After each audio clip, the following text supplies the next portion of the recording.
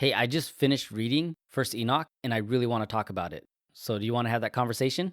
Dude, why are you always coming with this weird stuff? It's not in the Bible for a reason. Just get out of here.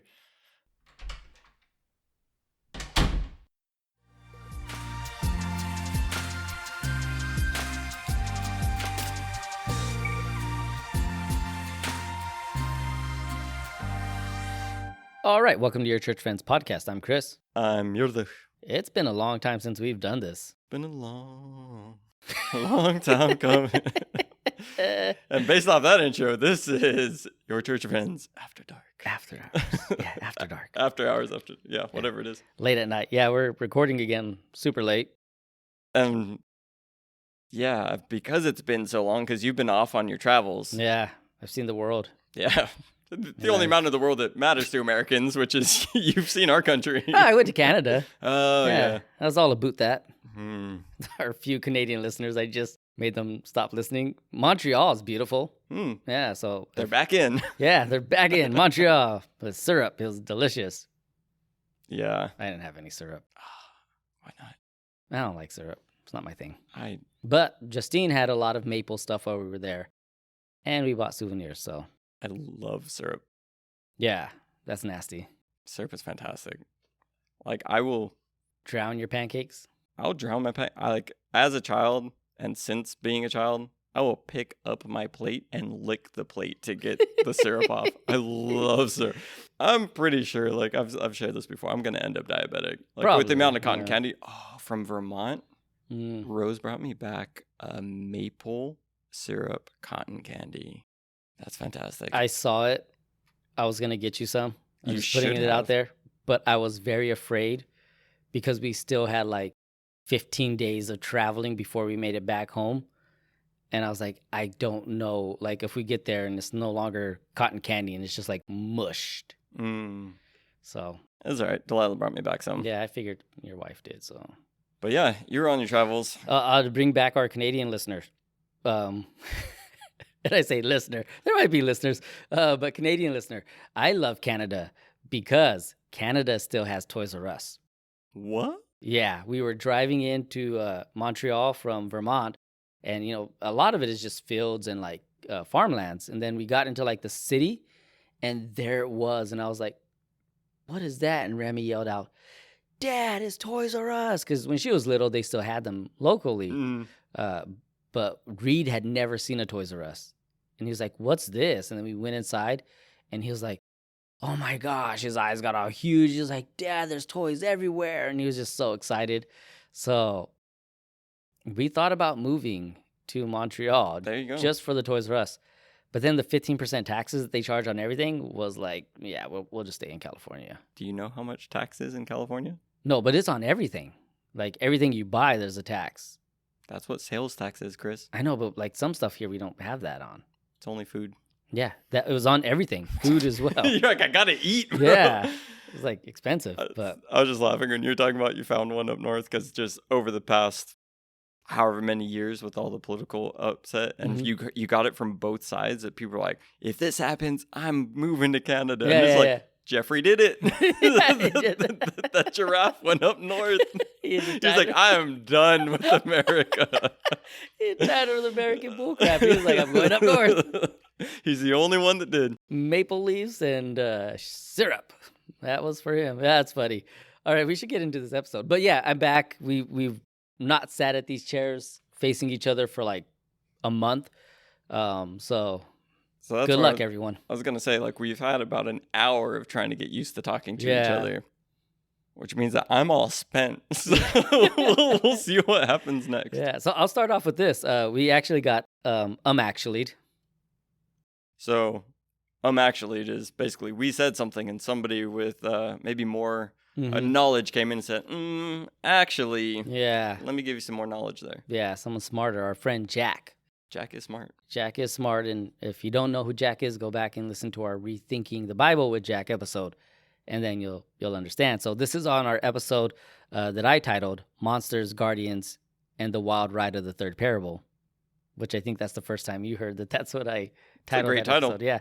Yeah. Where we stated that it says Enoch had lived 500 years or something like that in the 500 year of Enoch. And we were like, well, Enoch only lived 300 and something years, so it's obviously not Enoch. So he's talking about Noah. Well, apparently it wasn't that obvious. So Jack wrote us a nice little message, and I'm just going to read what he said. Please do. Yeah, so he said, "Hey guys," exclamation mark, just to let us know it was friendly. So I was like, "Oh, great. Listening to your latest episode, Monsters, Guardians, etc." I was like, "Oh, cool. Jack's listening. That's pretty cool." At about the 2350, you're looking at 1 Enoch 60, verse 1. And then he wrote it there for us to read. In the year 500, in the 7th month, on the 14th day of the month, in the life of Enoch. And I was like, okay. Still, I'm kind of thinking like, oh, he's like kind of going to say something cool about like what we said and like agree with us. But here comes the actually. This is not claiming that Enoch was still on the earth at 500 years any more than saying, in the year of our Lord 2023, claims that Jesus is still walking the earth today. It may well mean 500 years after the birth of Enoch. This is a bigger topic than I have time for this morning, which I loved. But there's a pretty big clue about chapter 60 earlier in the book. First of all, consider what chapter 60 is pointing to. Chapter 60, verse 4 reads, "Until this day lasted the day of his mercy, and he hath been merciful and long-suffering towards those who dwell on the earth." He's saying, time's up. The judgment that's been coming is now imminent. Enter Noah and the flood. Well, this was prophesied in 1 Enoch 10, and look how the prophecy mentioned Noah, Azazel, and Enoch, tying them together along with the figure of 500 years. It needs more research, but it seems to suggest that the offsprings of the watchers wanted eternal life, but would be limited to 500 years and then the flood. So then he, has Enoch chapter 10, verse 1 spelled out for us. It's a lot, so I'm not going to read it. And then he summarizes everything with, as chapter 60 seems to be the start of the flood episode, it makes sense that it would be reminded of this prediction of 500 years. This needs to be vetted out, which I don't have time for, but I thought you'd at least want to hear this much. You could cross-check the numbers with the time between Enoch, Noah, including Methuselah, to see if any of this adds up. And that's where we got slightly actually. Yeah. So that does make sense. As soon as he started to say it, it immediately jumped into my mind of like, oh yeah, he got taken up. It's not like he died and there was no more interactions. That's what the whole book of Enoch is. Like him continuing to have interactions after going to the heavenly places. When he went up and started seeing all these like spirits of the air, like, there was time. So yeah, that's a cool point to bring up. Yeah, it really is. And it just goes to show that like, as we're studying Enoch and we're like, hey, this is what it's saying. It may not say that. Because we're just kind of journeying through this ourselves. Like I don't consider myself an Enoch expert at all. In fact, I barely read the book this year, or maybe late 2023. But late 2023? Yeah. You're in the future. Yeah. What year are we in? 2023. Late 2022. There it is. Enoch's telling you secrets. Yeah, in the Enoch. future. He's been whispering me through the cosmos. So I don't consider myself an expert, but I have put time into like looking into it. And even as we get into this episode, like we're studying and we're putting eyes into it. I don't fully think we would consider ourselves a Heiser or a, who we quote, Nickelsburg, or even a Stephen DeYoung. But, we're learning and we're presenting it to you how we learn. Yeah, definitely. We were talking about this earlier, is that when we're in the biblical books, like we've spent a lot more time studying through those things and for like decades, right? Yeah. Going through, reading about it, living it out, life experience, wisdom shared, and everything else. So like, we're pretty confident on what we're bringing in there. Here, I'm pretty sure we are a few steps in front of others. And this is an introduction to Enoch. Yeah. It's a probably 12 episode introduction, but it's a long book. And yeah. You know what I mean? To be able to go into it, hopefully we're sharing stuff with people that are just like, okay, I was kind of not so sure about going into it, but I feel like some of this was, described, because not everybody wants to go and read commentaries and stuff. Like, I'm interested, where do I even find this stuff at? But that being said, I do want to put a note, something in our show notes. Okay. Because you brought up Nickelsburg. Yeah, George And- Nickelsburg. Yeah, he has a great couple commentaries on First Enoch, and I think that we can link in there so that if somebody wanted to go in, because honestly, Nickelsburg's notes are far more. Our whole show for series upon series would be on First Enoch if we were just to use all of his notes Yeah. and spell it out, right? So if this is something that like I'm interested, I want to get in and get more information or like kind of fill in the blanks and stuff. It's great. So I'm gonna trust you to put a link in the show notes to be able to get those books if somebody wants them. Future Chris, make sure that happens. Late 2023. Future Kids is already on top of it. Yeah, he's already got it done.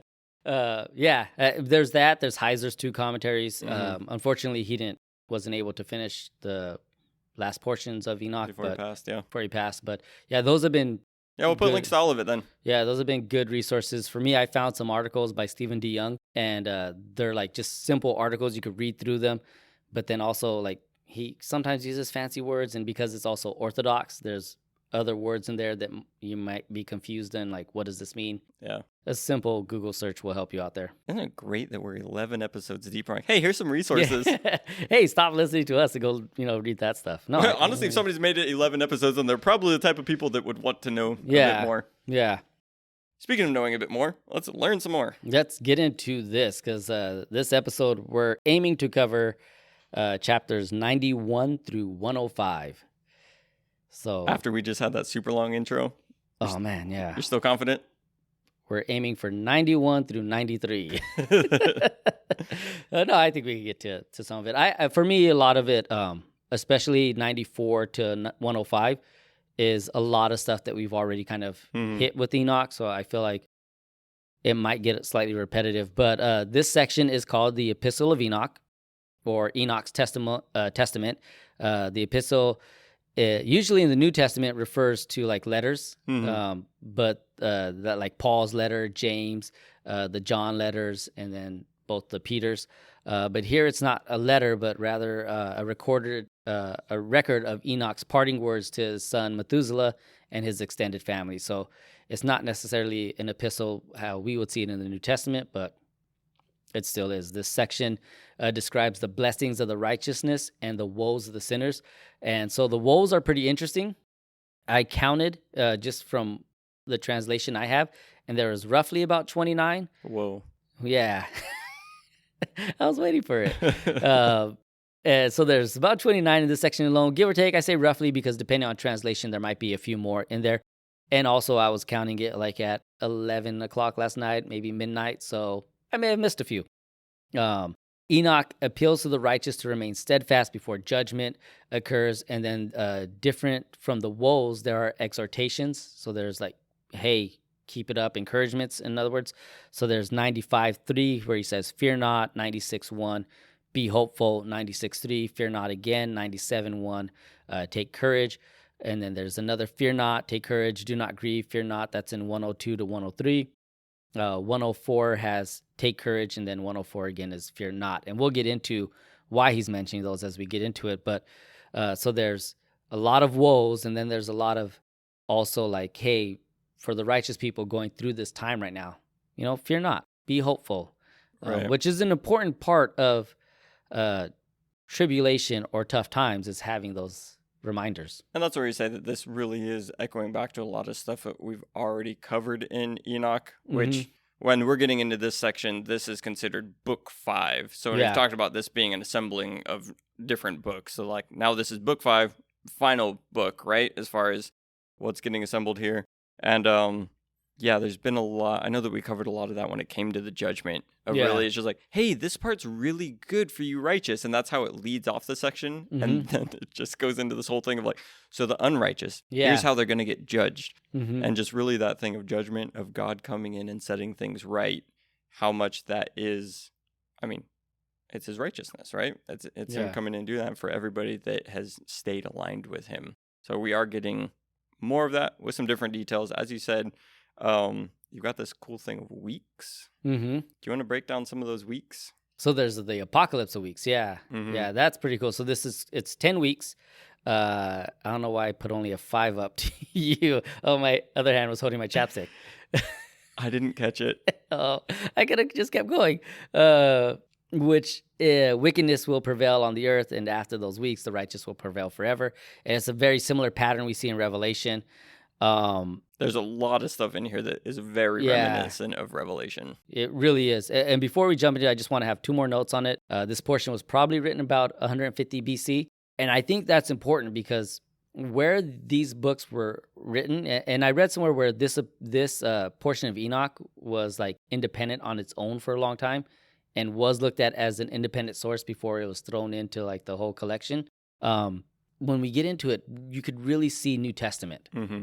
You'll see a lot more, I think, New Testament in this section than you do any other of the parts of Enoch. And it just pulls a lot of it because written around that time, that's Second Temple literature. And this is what's shaping the minds of the people who are waiting for the coming Messiah. Like during that time, they were so good at knowing that Jesus was coming that so many people came claiming to be the Messiah. Like they knew it was going to be around that time. Mm-hmm. So that when Jesus did come, it wasn't like really catching everyone by surprise. It was like, we knew this. And a lot of that was coming from these Second Temple literatures were pointing towards a coming Messiah. There's a coming Messiah. And I think for especially people who don't pick up Enoch, which I guess would say your typical American Christian or just most Christians out there. If you're not Ethiopian. Yeah, if you're not Ethiopian or Orthodox, like you don't really touch this book. And you're not seeing what Second Temple literature is laying out. You know, we just like Malachi, that's it. God didn't talk to anyone ever again. And then Jesus arrived, and now we have Matthew. But there was a lot God was doing during those times through some of those writings.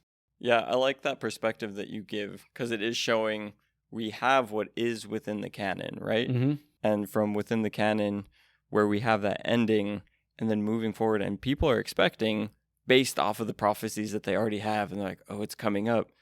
And it is shaping the real culture that's there. Mm-hmm. So when they're writing about like, hey, this is coming up, here's what it's going to look like for the righteous, here's what it looks like for the sinners, here's what it looks like for the righteous one to be coming, right? Mm-hmm. And really almost like when you take this literature into account, and even through Enoch, because it was written over such like a broad span of time within that, and this one's kind of the newest of it, is like, it's almost shaped like, oh, we're closer now. Yeah. To it, yeah. That's cool. So 91 through 93?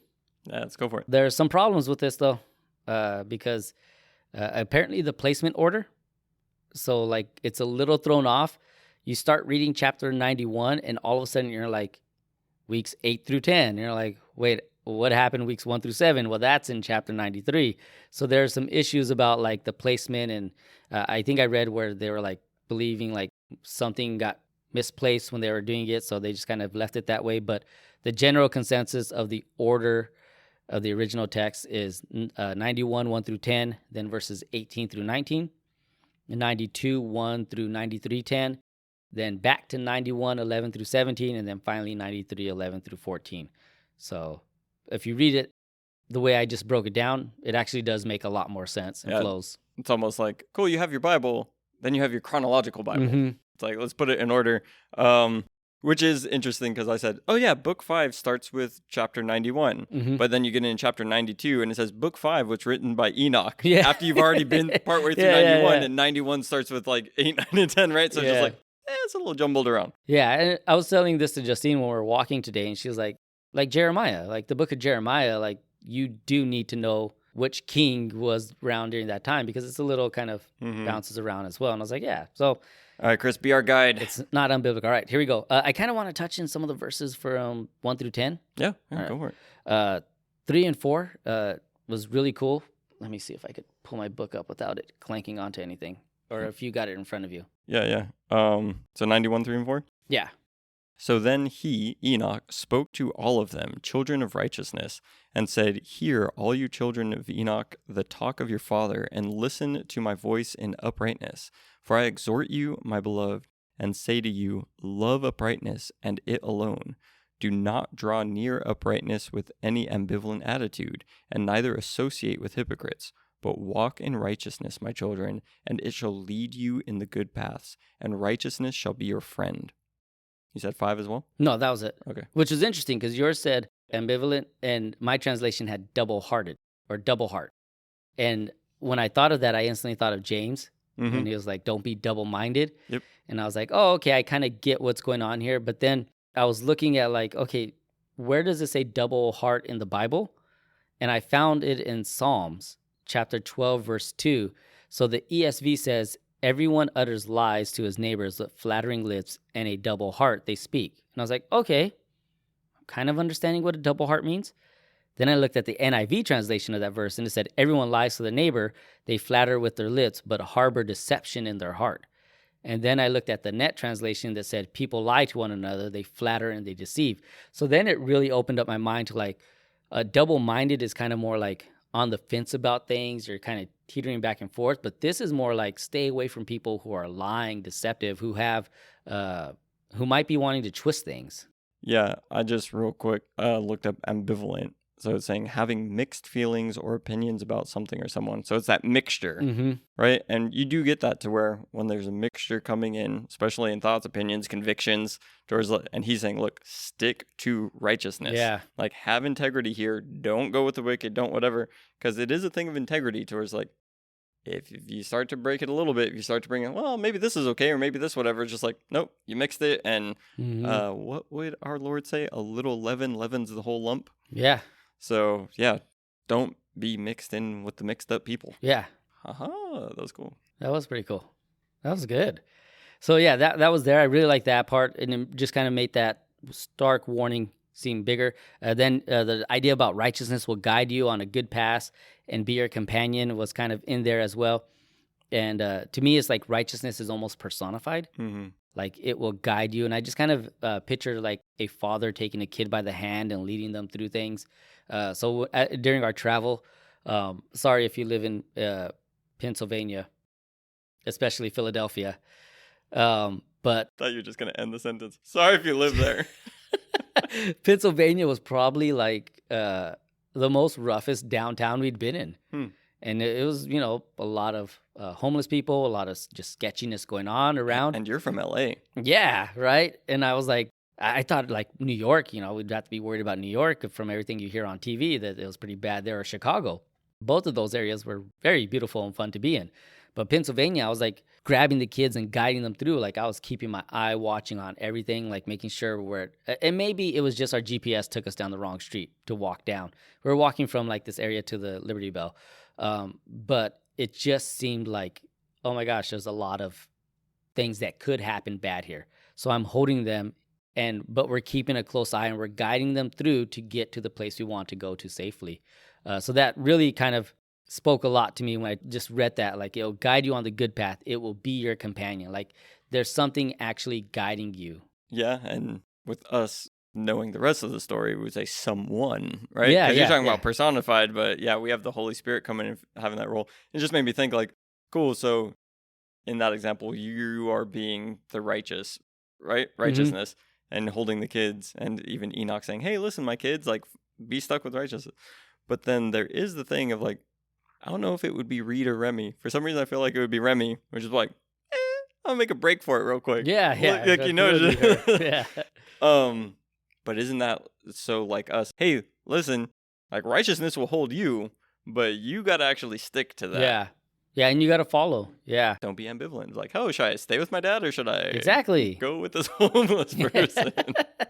They seem safe. But within that, even this is a really big setup here for, especially when you get to the woes and when you get to stuff later on, of really, it is the righteous versus the sinner, and it is like, hey, for whatever you think that you may be missing out on, or for whatever other people who are doing different things are trying to get you and entice you to go that way, stay on that straight and narrow of righteousness, because when you get to later on, like, that is your safe spot. It talks about like, hey, with the riches that are coming on, or with this going on, or whatever, just like your safe spot is within righteousness, because judgment is coming. So the wisdom that's coming from, this is what I'm saying. I'm telling you, kids, listen. Yeah.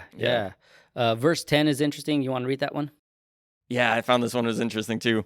Then the righteous one shall arise from his sleep, and the wise one shall arise, and he shall be given unto them, the people. Yeah, I read that too. It's like, the righteous one will awake from his sleep. So this is pretty interesting. So I've got Daniel And Daniel says, at that time, Michael, the great prince who watches over your people, will arise. There will be a time of distress unlike any other from the nations beginning up into this time. But at that time, your own people, all those whose names are found written in the book, will escape. Many of those who sleep in the dusty ground will awake, some to everlasting life. And then Isaiah says, your dead will come back to life, your corpse will rise. Wake up and shout joyfully, you who live in the ground, for you will grow like plants drenched in the morning dew, and the earth will bring forth its dead spirits. Ephesians says, for everything made evident in light, and for this reason it says, awake, O sleeper, rise from the dead, and Christ will shine on you. This one I found interesting because it's like, it's a saying, and then I went to look like, well, where's this saying from? Mm-hmm. And it was like, it's just poetry that was written at that time. Yeah, Paul was really good at appropriating cultural things and like, hey, you guys are familiar with this. Like, let's bring this in. He was a good preacher. He was like, hey, you know that movie that's out right now? Yeah, he was. He was good at that. Thessalonians then has 2 sections. It says, he died for us so that whether we are alert or asleep, we will come to life together with him. Therefore, encourage one another and build each other up just as you are in fact doing. And then right above that in chapter 4, verse 13, it has the big one, right? This is the one that like people are like, that's the rapture. It has, now we do not want you to be uninformed, brothers and sisters, about those who are asleep, so that you will not grieve like the rest who have no hope. For if we believe that Jesus died and rose again, so also we believe that God will bring with him those who have fallen asleep as Christians. For we tell you this by the word of the Lord, that we who are alive, who are left until the coming of the Lord, will surely not go ahead of those who have fallen asleep. For the Lord himself will come down from heaven with a shout of command, with the voice of the archangel, and with the trumpet of God, and the dead in Christ will rise first. Then we who are alive, who are left, will suddenly be caught up together with them in the clouds to meet the Lord in the air. And so we will always be with the Lord. Therefore, encourage one another with these words. So we read Enoch 91:10, and you're like, okay, that's interesting. And then you read all this in the Bible, and you're like, oh, there's precedence for this. Mm-hmm. So where you have Isaiah and Daniel, maybe Enoch pulled from them. But then you see New Testament writers picking up that same language of the dead rising to the Thessalonians one, because a lot of people use this for the rapture. And like, this is what Jesus means. We're going to be raptured up to him. The coming down is and meeting him is like, it's more of the triumphal king returning. Yep. And we're going out of the city gate to celebrate with him. Yeah. What it's saying is like, this is the celebration. The returning king has come home to celebrate. And obviously this is saying like the victory over sin, death, and just evil and corruption. So, but just going with what you were talking about the victorious king coming, and where I said, do I stop there? Because I stopped at 10, but going into 11, says, and through him the roots of oppression shall be cut off. Right? And then, so it's just very much talking about like, yeah, here's this one arising and going forth, the righteous one. And like, yeah, through him, this is how this is going to happen. So even there, again, looking at what's going on here is like, hey, stick close to righteousness and follow this. This one figure is coming, and through him, this stuff is going to happen. And just the assurance there that even in this, and we touched on it before when we was talking about Son of Man and everything, is just how messianic Enoch is. And really kind of looking at things the way that, how you said, come into our understanding of Christians is like, yeah, Jesus is going to come and do all these things. And yeah, it's pretty cool. It makes a lot of sense, too, because I know the Old Testament does kind of like volley up the Messiah, right? It's in there, especially when you get into those later prophets. It's in there, but the way they understood it and the way they were excited for the Messiah, for me, the Old Testament doesn't volley it up enough or, get it in there. It does feel like when you read more Second Temple literature that they were then spiking it in. Like, this is why during that time they were so excited about it. And they were like, is this him? Is it him? Like, is this happening now? Yeah, it's like they had been looking at what was given in the scriptures and like, whoa, are you guys putting this together? Like, he's the guy that's going to be coming. Like, see what you're saying? Yeah. All right. The Apocalypse of Weeks. Here we go. Jumping into it. You're the guide.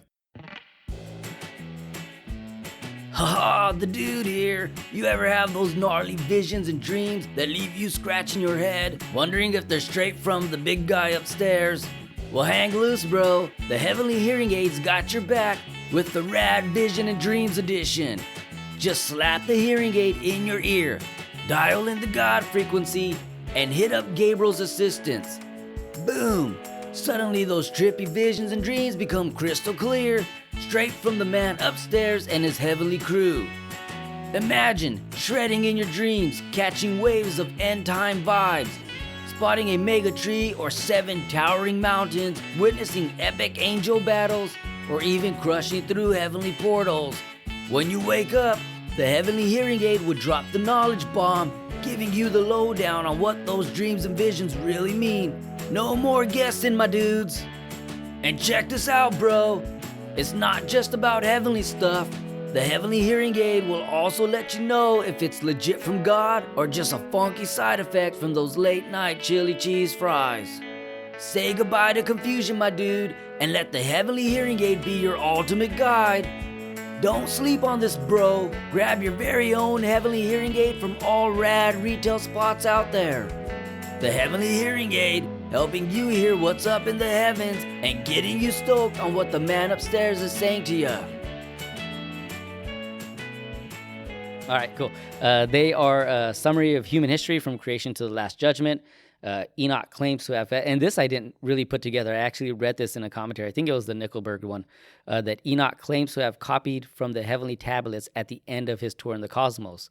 So from 81, I think it's 81, 1 through 4, that he was getting that tour, and at the very end, he copied something down. This is what he copied down. So now we know. I like what Stephen DeYoung says about this. He says, the focus of the weeks is not on the quality of the era represented by Enoch. Rather, it is on the transitional figure or events which arise at the end of the weeks, which then begins the next weeks. So for him, the big part of the weeks was how it ends and what ends. Just real quick, because what you talked on 81. Mm-hmm. So like, yeah, how to get this information? 81 says, and he said to me, Enoch, look at the tablets of heaven, read what's written on them, and understand one by one. So I looked at the tablets of heaven, read all the writing on them, and came to understand everything. I read that book and all the deeds of humanity and all the children of the flesh upon the earth, all the generations of the world, right? So when you're saying like, hey, looking forward to all of these weeks that are happening, then, and we quoted this when we went through it, at that very moment, I bless the great Lord, the King of glory forever. For he has created all the phenomena in the world. I praise the Lord because of his patience, and I wept on account of the children of the people of the earth. After that I said, blessed is a man who dies righteous and upright, against whom no record of oppression has been written, and who received no judgment on that day. So again, he's looking at everything, and upon reading that, he's just like, all right, well, I'm going to bless God, and then I'm going to say, I've seen everything. Blessed is the righteous one. So here he's coming to be like, hey, those things that I wrote down, I'm going to tell you about it. Yeah. Righteousness is a big deal. Yeah, it's important. Yeah. So I'm just going to kind of go through the weeks. If there's anything that you feel like we should read or highlight from it, just stop me. But week 1 ends with the birth of Enoch. Week 2 ends with the first end.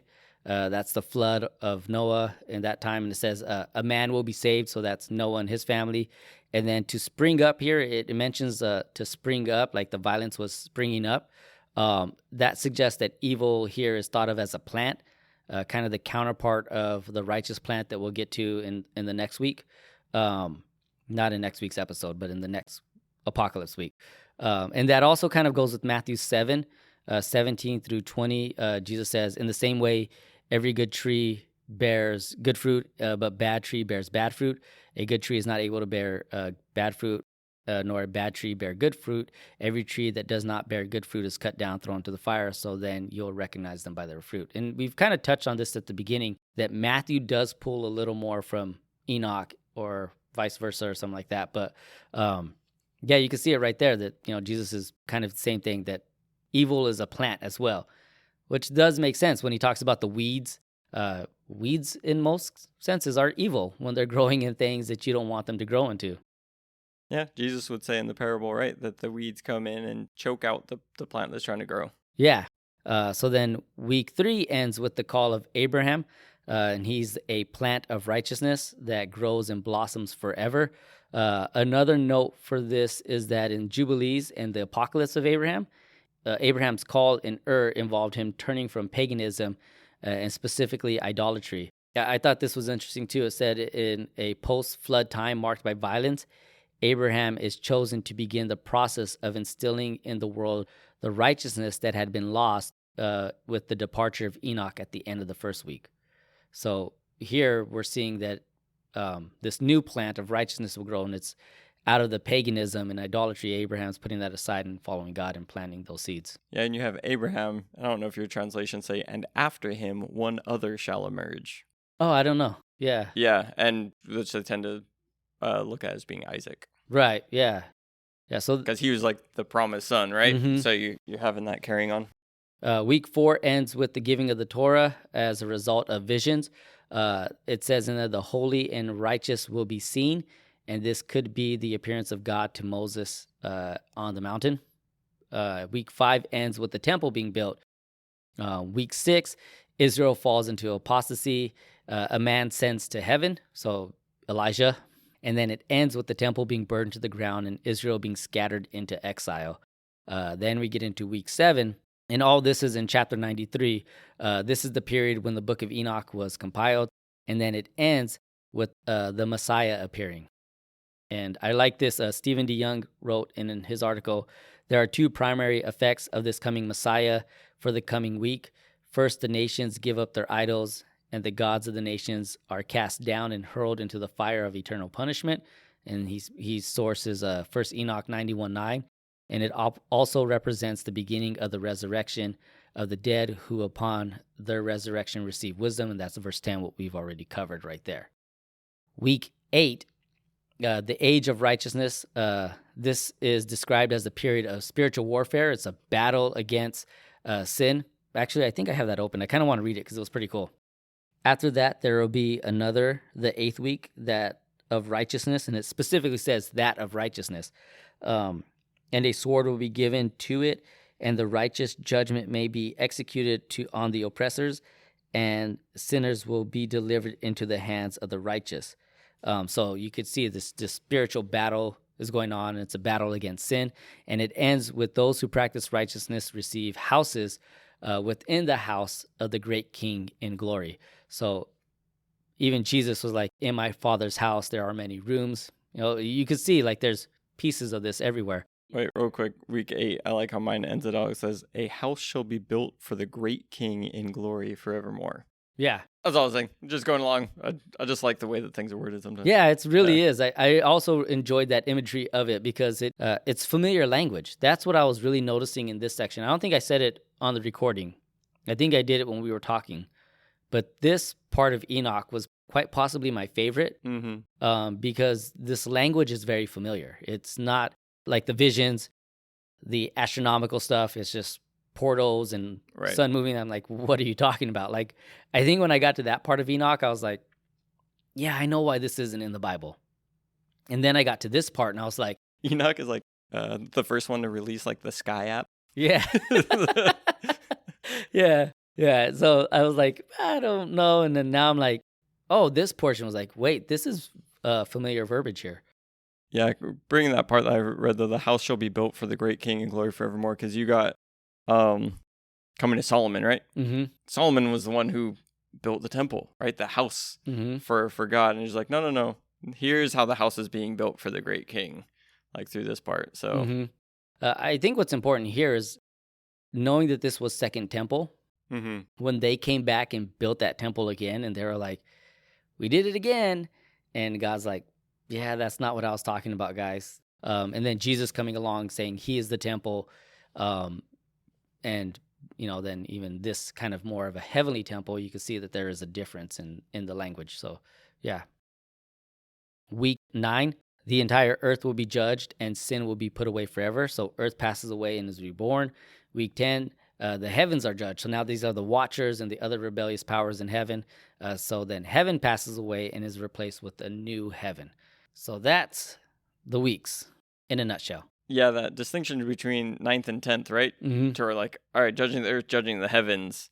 And we're thinking about, heavens and earth passing away and, those being renewed and there being a new one, which we've talked about on the show before. Just kind of how do you interpret that and what does that look like? And we get in Revelation towards like, the devil and all the angels that followed him, like there's that judgment. So just kind of the delineation between those that's given here. Yeah. Yeah. A lot of weeks, a lot of judgments. Yeah. It's kind of crazy that Enoch saw all of it, and he's like, yeah, we can break down all of history into 10 weeks. Right? Yeah. And it was done so like quickly too. Like when I got into it, I mean, the animal apocalypse was like long. Like those are long chapters. Mm-hmm. And then this was just like, here's what happens. It was like the Cliff Note version of that. Yeah. It is interesting when I look at the thing, though, of I know that there's, still big chunks of time between those things, but it still seems like, all right, well, Abraham is a week, and then Moses is a week, and then, like, Solomon's a week, and you're getting those in between. And it's just, then you jump into, because it's almost like he's writing back towards those things. Because if you're looking at, this is Second Temple, so he's writing back towards, like, oh, yeah, all these things happen. And they're looking at the Messiah is coming. So here's a couple more weeks that are going to happen. But those couple more weeks that are going to happen is like, well, it's been 2,000 years since Jesus came. I feel like that's a pretty big week that's happening, right? Yeah. But that's what a lot of people say. It's just like, oh, yeah, well, it's been a long time. Where's your God at? And how is that going? And just really looking at how much time God is giving now for the church in this time. Like, you know what I mean? Yeah, I could almost see like writing it then. It's like, yeah, look at all these weeks. And then the Messiah is about to come, guys. And there's going to be a couple more weeks. Like, oh, you didn't quite know how that would play out. Yeah. An interesting thing to me after those weeks, and it's the end of 93. So he's been shown all these things, and he's talking about these weeks. And he does a weird thing. He's like, for what kind of human being is there that can be able to hear the voice of the Holy One without being shaken? And it's like, well, you heard that, right, Enoch? Who is there that's able to ponder his deep thoughts? It's like, well, you've been doing that, right? Who is there that can look directly at all the good deeds? It's like, isn't that what the tablets, you read all the deeds? So it's just weird. What kind of person is he that can fully understand the activities of heaven? It's just like, why are you talking about yourself in this way, Enoch? It's a weird, like, is this a humble brag? Is this like John? When he's just like, Peter's slow, I beat him to the grave. I outran him. Yeah, it was just an interesting thing that after all of these things, like, who could possibly do this? And just like, well, isn't it you? Like, why are you pointing this out about yourself? Maybe to give himself credibility. I don't know. Yeah, that was weird. Which of you could do it? Because I did it. Yeah. I read that and I was kind of like, okay, chapter 94. Kind of. Yeah, you just read through it and you get to the end, you're like, all right, Enoch, cool. Yeah. Which made it more interesting, though, is because when I first read this portion, I read it the way it was printed. And then when I was like, did the study and they're like, no, read it this way. When I flipped it, a lot of that made more sense. But this closing part still gave me that same feel of like, all right, chapter 94. So chapter 94, the two ways. We've heard about two ways before. Yeah, it's just a repeated thing. Even in, where is it at? The Didache. The Didache. But even in verse 18 through 19, it was just like there are two ways are presented again. And the consequences of the bad path is violence. Like that's what it leads to. And that's in 18 and 19 of chapter 91. And then we get in 92, and again, two ways are presented again. And so the two ways of human conduct, and the result is life or death, reward or punishment. It's crazy that it's that simple. And think about under the Old Covenant. It's like, hey, go up on these two mountains. Yeah. Right? And it's just like, it really is too, like righteousness and blessing or wickedness and curses. Like it's two options. We can overcomplicate it, right? I think we do, because the overcomplication comes from, well, you have to live this way in obedience. But I still want what I want. So the overcomplication comes from like, how do I have a foot on each mountain? Right, exactly. Like how do I do that? And I was watching a video, and it was someone like trying to balance themselves on like two separate things. It was Jean-Claude Van Damme on those two trucks. Yeah, he did that. But it was someone, I guess, trying to emulate that, but with not trucks. And like they just fell flat on their face. And I think most humans, other than I guess if you're Jean-Claude Van Damme, and trying to balance two things on two different legs that are splitting you apart in a sense, you're going to fall flat on your face. Like there's no way to do it. But here's what I think the wisdom in this. of saying, no, there's two ways. Mm-hmm. So if you're not in righteousness, guess where you are? Mm. Like, you don't balance the two. Yeah. You're either in it or you're not. Yeah. Yeah. So that's where we overcomplicate it, because we're like, no, I could be both. And it's like, no, you're not. I like that 9910 also adds that, like, this, I think I've said it too, that it involves obedience to God's commands. Mm-hmm.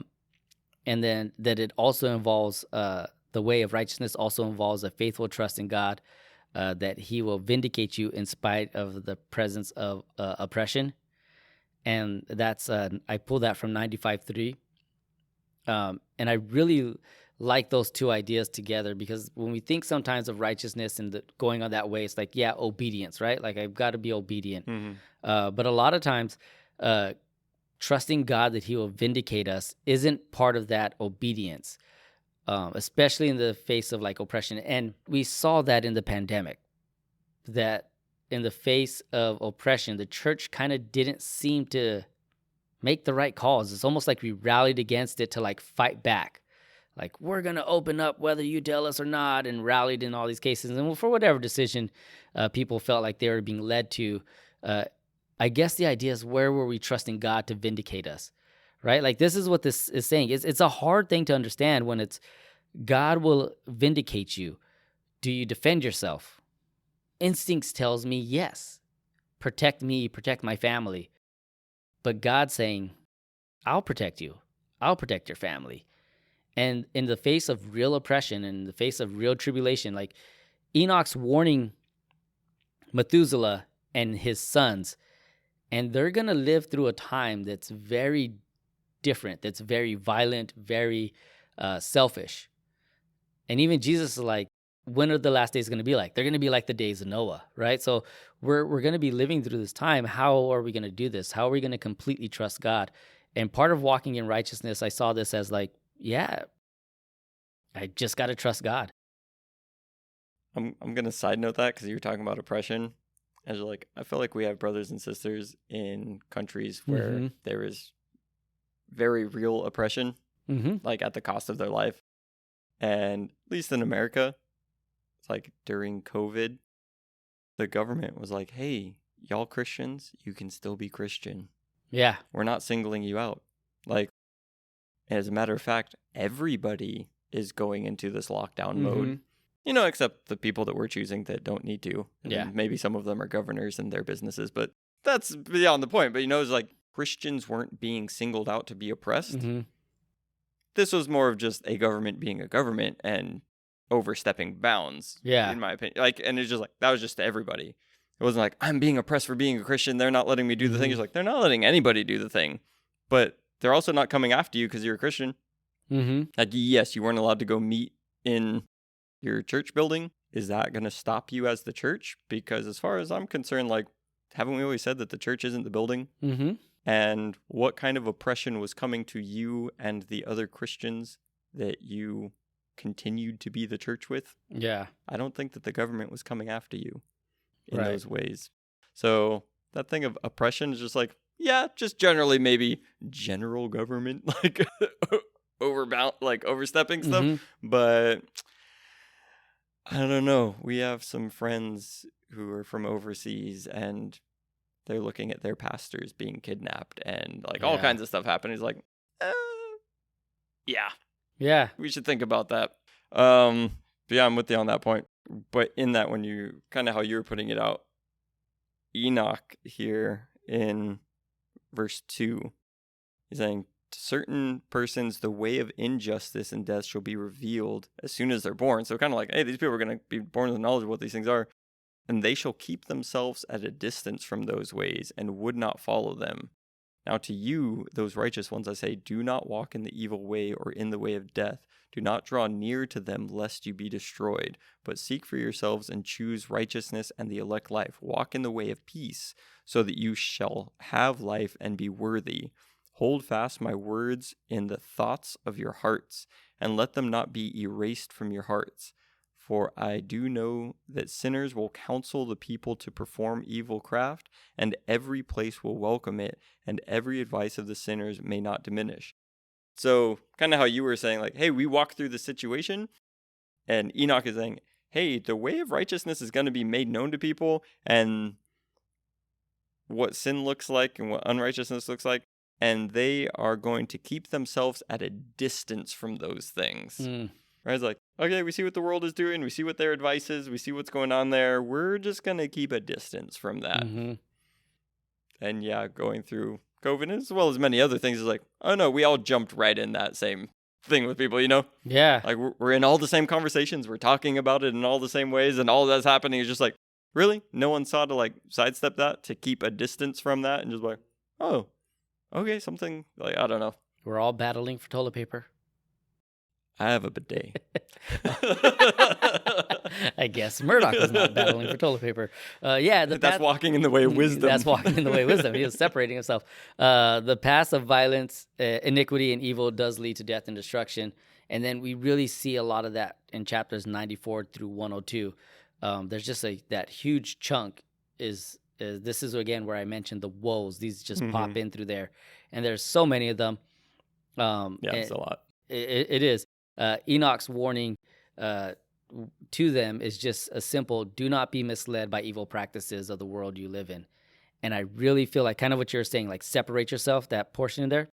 I really feel like that saying is also applicable today.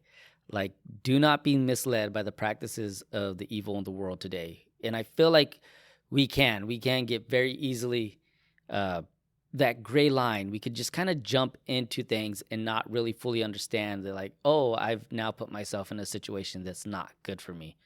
I've kind of moved away from righteousness, and I'm doing this because, you know, whether it's fudging the numbers on your taxes or maybe going through a stop sign because no other cars are around. Like, those are small little minor things that I bring up. Well, I guess maybe not fudging on your taxes, but you know, like there are things that we kind of IRS, if you're here, we don't do we don't do that at all. We don't recommend that. Everybody pay your money to Caesar. But you know, we can compromise. I guess that's the word I was trying to go for.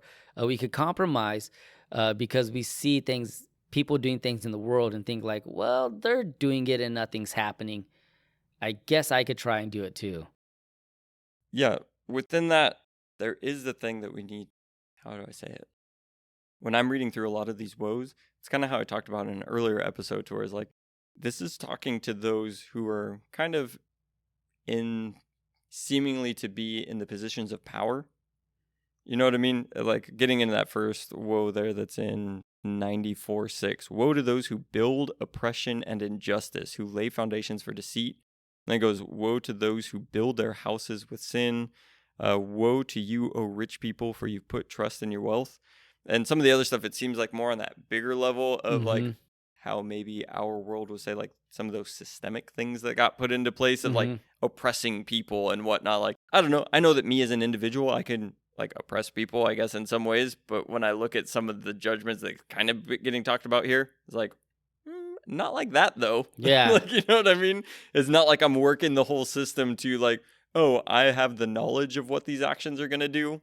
Do it anyway. Well, what happens if I have money to pay the lawyers? What, the government's going to fine me? I'll pay the fine. Right. Go ahead and do the thing, right? Yeah. It's like, that's a completely different level. And I think that when I read through a lot of these woes, a lot of it does speak to that level of things, but also it does say what you're saying is like the people that would follow along with that. And within some of these, and I'm not sure exactly which one it is, but it talks about like for the rich people. And it says like almost they seem like they're the righteous ones and that they've got it right. Like they've got the money and things are happening well for them. And that's some deceit for people like to follow in those ways, right? Just like, oh, yeah, they seem to be able to do the things that the church is saying not to do, but they're being blessed. And like it seems like they have a life and it doesn't seem like any judgment is coming on them for that. And if they're also encouraging other people to do the same, and you know, that's the temptation is like, Enoch is saying, no, righteousness, stay here. Woe to these people that are doing these things. And that woe, I think we've talked about on the podcast before, is like, woe is a very loaded, heavy word, like cursed are these people. Yeah, yeah. Death. Yeah, like coming to them. really the judgment that's coming on Mhm. you because of these things. And because he spends so much time on so many of these woes, it's really like Enoch is saying, I've seen everything till the end. I've told you about these weeks and the judgments that's coming. I'm telling you to stick to righteousness. And it's kind of like, hey, you know the people that are like this? Woe to them. The people like Mhm. this? Woe to them. Hey, you are those types of people? Wake up. Yeah. Arise, O sleeper. Yeah, exactly. Yeah. I found it interesting that a lot of the woes do parallel what you see in Luke Mm-hmm. and also Matthew and in John. The woes that Jesus gives. Yeah. A lot of them are very similar. And then like in Luke, a lot of Enoch's woes relate. You touched on it to wealth and influence and mammon, Yeah. the false god of wealth. And then there's a wide range of sins that are described, from blasphemy to bearing false witness to persecution, taking vengeance. Dominating the woes is the charge against the rich and the powerful who oppress the weak. That's just in there so much. And I think we've talked about it, and you've hit it too, just this idea of oppression. Mm-hmm. That's a spot in him that he just does not like when he sees people oppressing other people. And that's where within that, where I've like, it's so easy to point at the people who are more rich, who are more oppressive, who are more whatever, as like, and to a point, like at a point, like we're all ignorant of something. So like, Mhm. it's hard to blame people for ignorance on a thing, but at the same time, you become aware, we should be becoming aware, like in America, we are the rich people, if you Mhm. put it to the scope of the Yeah. world. And when you look at like, yes, the amount of money that I have compared to other people in America, I might not be that much whatever. But when I look at like, I have quite a bit of money relative to the rest of humanity. And what do I want to do with that Yeah. money? That's the big question. I want to spend it on myself and to improve my qualities of life and different stuff. And it's like, how are those things coming to my doorstep? Mm-hmm. Well, the oppressive person, like I said, I don't care. I'll just pay the tax on that. I'll just pay the fee. Like Mhm. whatever consequences, I'm willing to pay that. I can handle that. And as we've come to find out, it's just like over generations, like, oh, those Nikes that are getting like built in the, what do they call them, sweatshops by Yeah. little kids. Gotta have the fashion though. Mhm. You know what I mean? It's just like, how much do we, and again, if you're ignorant, you don't know where Nikes are coming from. But Mhm. then when you become aware, it's like, oh, that's like, what are we doing here? Mm-hmm. So I really think to take those things into consideration and realize, I guess what I'm coming to for that is like, don't just assume that because other people are more so than you, like it is a thing of reflection to look at, oh, how do I find myself to be righteous in this situation? Yeah. To as much as possible. Yeah, because money isn't necessarily the bad thing. It's our pursuit of it. It's the false god that we put ourselves thinking that this is my security. And you see that as we pursue money, in a sense, and you've watched people pursue money, what they do to get more and more and more wealth or things. Like they step on people on the way up. They use people on the way there. And this list of like, they use slaves, they pay low wages, they withhold their wages, they build with materials that they got by wrong. This is all in Enoch. And then they oppress the I thought peasants. you were watching the news. No. This is all in like from 94 to 102. They swindle them with higher taxations and they overwork them. Like these are all list of things in this section that the wealthy do to the lower people, because it's their pursuit to have more. Like paying someone low wages. Like, I mean, where in America do people pay people low wages? We wouldn't be a country like that, or we wouldn't be people like that. But no, yeah, we are. Mm-hmm. Because if I pay you less, I make more. So I'm going to pay you less so I can make more, because I don't care about you. And they'll fire your a bunch of people and just make you do their jobs. Yeah. And so we do this stuff to people, and then we're like, you'll read a list, especially in the Bible sometimes, we'll read a list of things like this and think like, oh man, no one's like that anymore. But it's the song hasn't changed.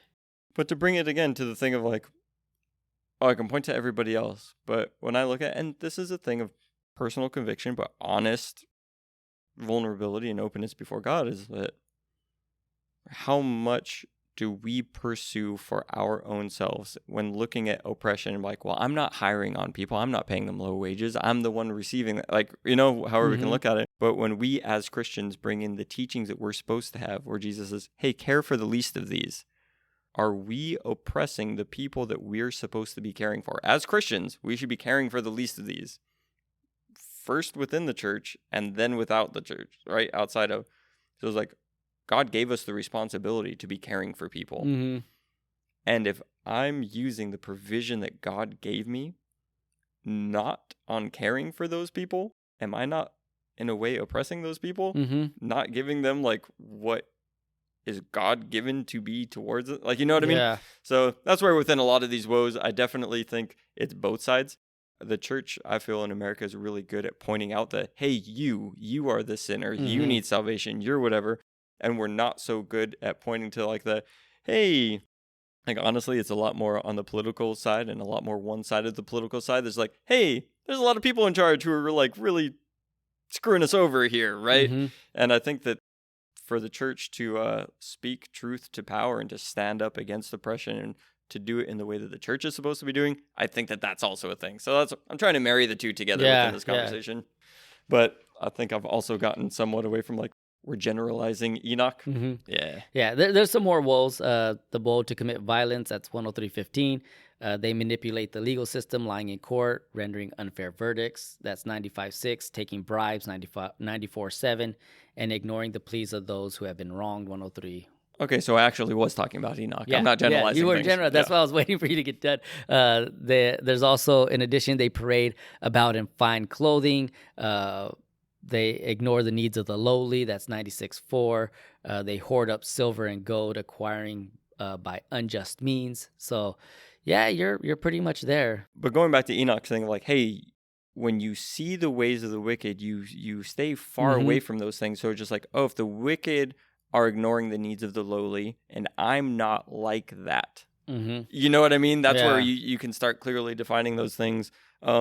There's several times, though, that within these woes, you get something like 95:3. You righteous ones, fear not the sinners, for the Lord will again deliver them into your hands, so that you'll carry out against them anything that you desire.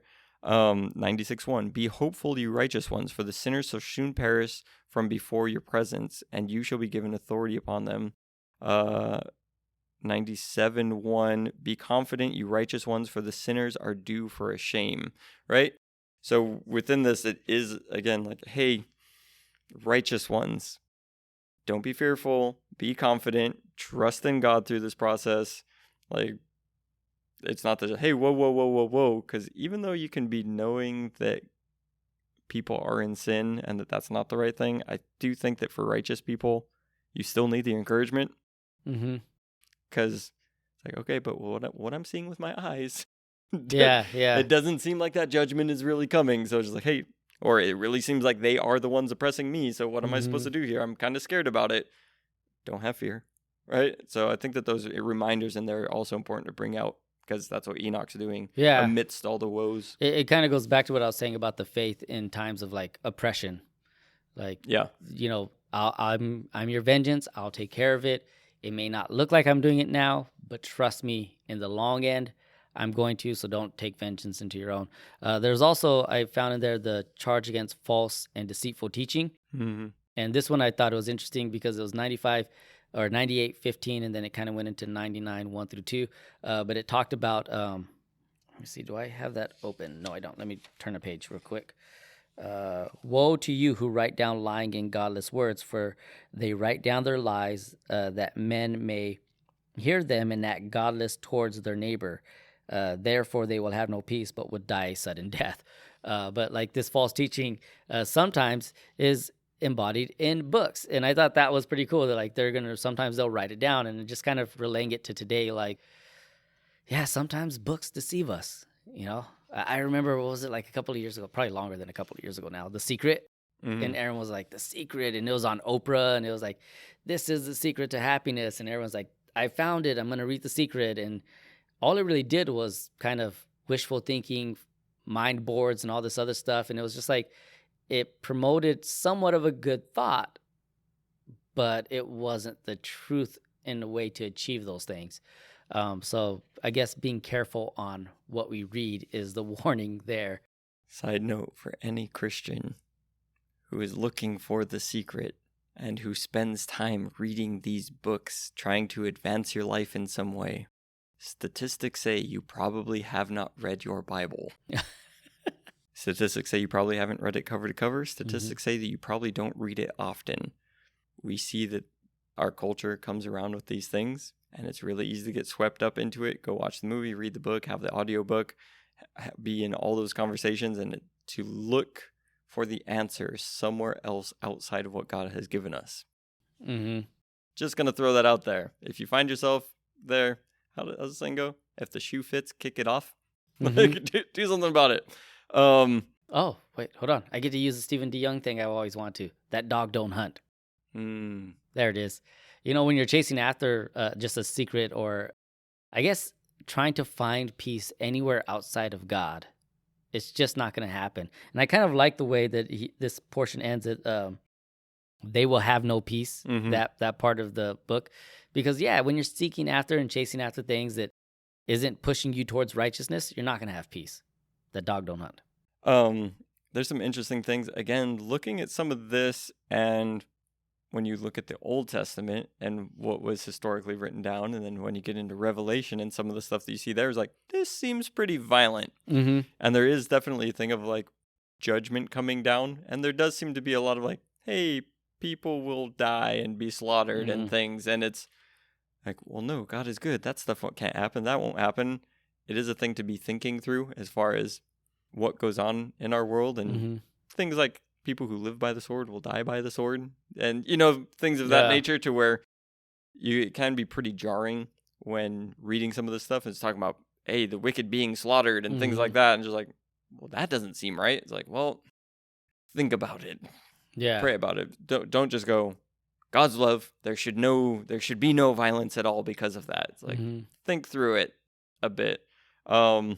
Beyond that, because that's in 98:3 says, for this reason they're devoid of knowledge and wisdom, so that they shall perish thereby together with their goods and together with all their glory and honor. So that seems nice enough. They're just going to perish with their stuff. It goes, then in dishonor, in slaughter, and in great misery their spirit shall be cast away. It's like, oh yeah, that's pretty harsh there. Yeah. How lightly we can take what it means to be living wicked and sinful before a holy God. Yeah. Like you said, that, what's the word that you used? Like you're just doing a little thing. Like it's not that bad. Compromise, right? We start compromise a little bit. It's like, it's not that bad. Pretty soon, nothing's that bad. And why should anybody get in trouble for cheating on their tax? Right? Whatever the thing. But before that, I just thought it was an interesting point. It made me laugh. 98:2. For you men shall put on more jewelry than women, and more multicolored ornaments than a virgin. It's just a weird thing when it's talking about like the wickedness and all this stuff going on. It's like, you guys are just getting all dolled up. And it's like, how things have not changed. Yeah. Right? And it's the thing of, I don't think jewelry is wrong, even when in the New Testament it's talking about like, oh, you women shouldn't like, it's just like, don't make that the main thing. Yeah. And when you look at, even in our world, it's just like, it's either, we were talking about rappers. We were, that's right. Before. Here's a good callback. Like, the amount of jewelry and chains, and just like, I need to put diamonds on my teeth, and just like anywhere to just be all decked out, and just like, look at the flamboyant, like, clothing and fashion to keep up with, and how many like are creating their own fashion brands to just promote all this stuff. It's just like, don't be distracted by that, and think about how many of our youth are just like, I want to have that. Yeah. I want to have the chains. I want to have the diamonds. I want to have, again, bring up Jordans, even to like those status symbols and all this stuff. It's just like, man, that's so external and so much not the point. But how you said, how things haven't changed. It's like, well, wickedness is so empty, like on the inside, that you try and ornament the outside, right? Yeah, and I think it goes back to even what he was saying, like, you don't want to dip into the unrighteousness. You don't want to live as the world. And we're like, yeah, I don't do that. Like, I'm not killing anyone. I'm not oppressing anybody. I'm not paying people low wages. Like, we could look at this list of like almost the rich young ruler. Yeah, I've been doing this and this. Like, I'm not doing any of that bad stuff. And then God's like, yeah, but give me all your stuff. And you're like, oh no. And God's like what you're talking about, like the men just in their drip of jewelry. And it's like, but I'm showing this off and I'm clothing myself in all this luxury and I'm pursuing it and I'm chasing it. That's not like the world. And it's like, no, that is. See, these are the little things that we sometimes think that's not the world, but we've kind of compromised or we've given in or we've kind of accepted that that's just the world we live in and that's just the way we have to be. It's the preachers with sneakers, like the pastors getting caught on wearing thousands of dollar pairs of shoes or jackets or stuff like that. And I'm not to say that they were gifts from anybody. They could have been. I don't know. But they're getting blasted on social media. And most of them aren't even combating it and saying like, oh, it was a gift or it was this and that. And I'm pretty sure that would lead into more dumbness anyways. But the idea then to me is like, but why lather yourself up in such expensive things to begin with? Like, I mean, I wear Skechers. Like, I just do it for the memory foam. I tried a pair of shoes on. You old man. I tried a pair of shoes on when we were out on the road trip, and I was like, I don't like these. And Justine's like, why? I was like, they don't have the memory foam. They hurt my feet. So, All right.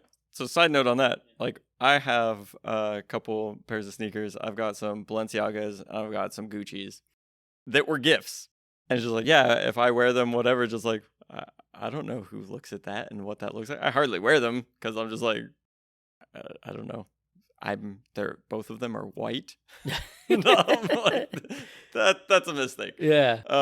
Like I should probably just sell them to somebody who desires to have them and will do that because that's not my life.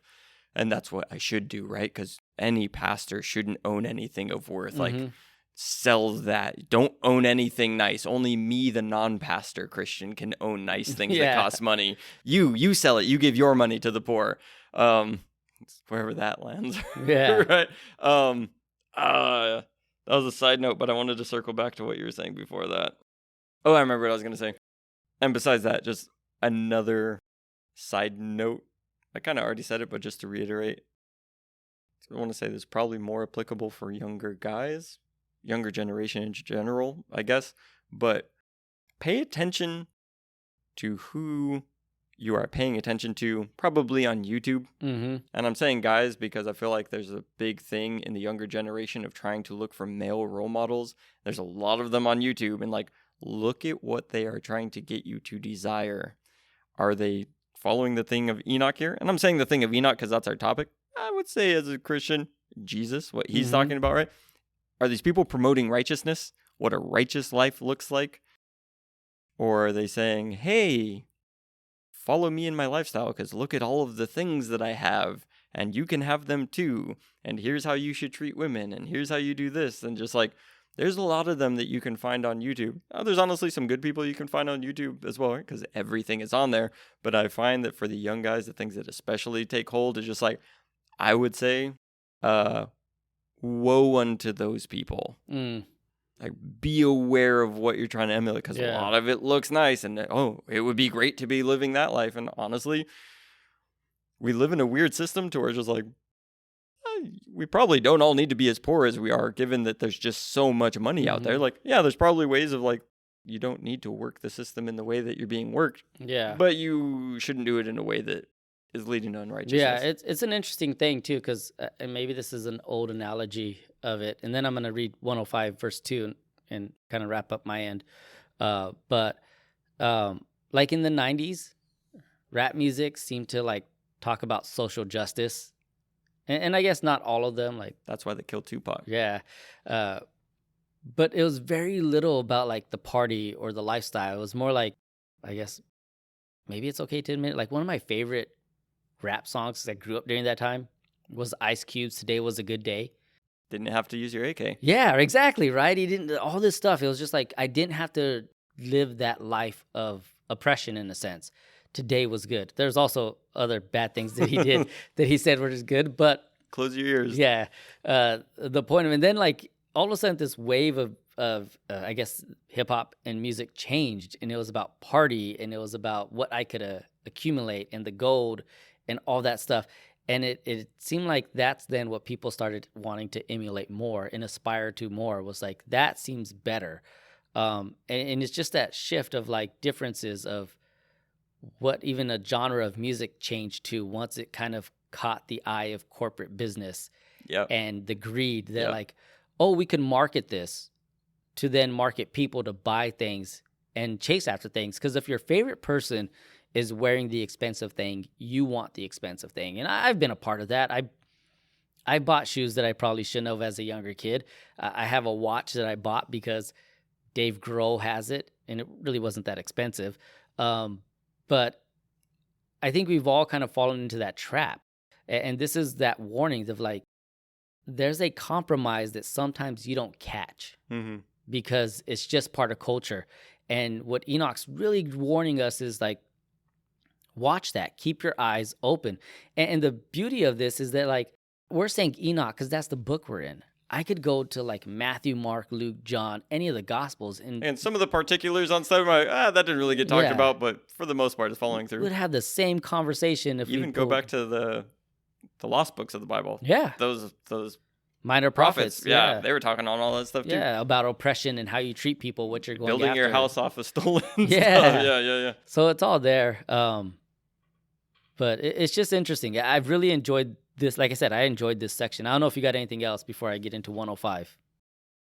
Yeah, I think 105 will be a good way for you to end it, but I just want to reiterate these warnings that Enoch is giving. He's like, I've seen it all. You started off with those 10 weeks. And he's just like, look, judgment comes. God sets things right. I'm telling you, blessed is the one who is in righteousness. And I'm telling you, woe to all these other people. And Enoch, from the perspective of, I've seen what it is to go to heaven. Remember all that weird stuff? Like, who else has done this? It's like, I have. Maybe you should pay attention. And really that thing of, we know that life on this earth is short. We know that we're going to stand before God at the judgment. And Enoch just again and again saying, like, that's the important thing. And I think for us to remember is whether or not we see judgment come upon our individual culture and area for the sins, because God is patient, right? And we might be able to live through a lot of stuff and never see it come down, but it will come down.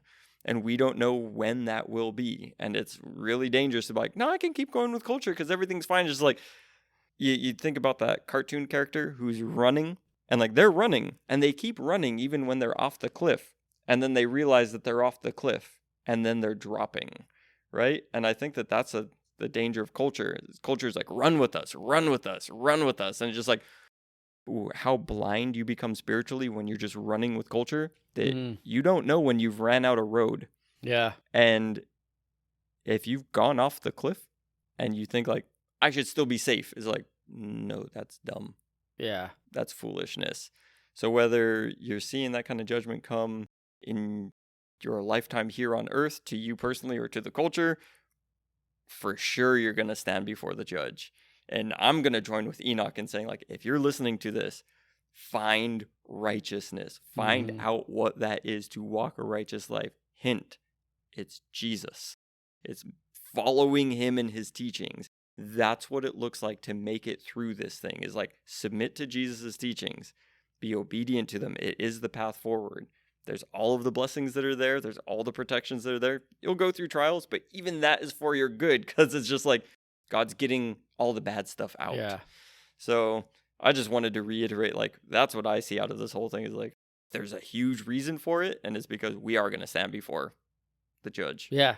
And that seems to be the theme of Enoch from like the beginning to even this point. Like, judgment is real and it's coming. Yeah, even hits on like, hey, even those spiritual guys, for them too. Coming for them. They get their own week. All right. 105 verse 2 says, for my son and I will be united with them forever in the paths of uprightness in their lives, and you will have peace. Rejoice, you children of uprightness. Amen. And I really love that, because in my translation, my son is capitalized. And so we're getting again this Messiah, this coming king, this conquering hero who will come in and bring peace and righteousness to everyone. And it's victory. And we could have went to 108, which is the end, but we'll save that for next week. It's a fun story about the birth of Noah and kind of crazy. That's all I got. Next week we finish Enoch. You've been saying that since the beginning. No, but this one's real. This one we could get through 3 chapters and do a conclusion. We're going to wrap it up with our thoughts on Enoch in a whole. And if you're wondering about the question of whether we think it should be in the Bible or not, we'll give that answer. See you next time. See you. All right. I'm Chris. I'm Mirda. We are your church friends. Thanks for listening.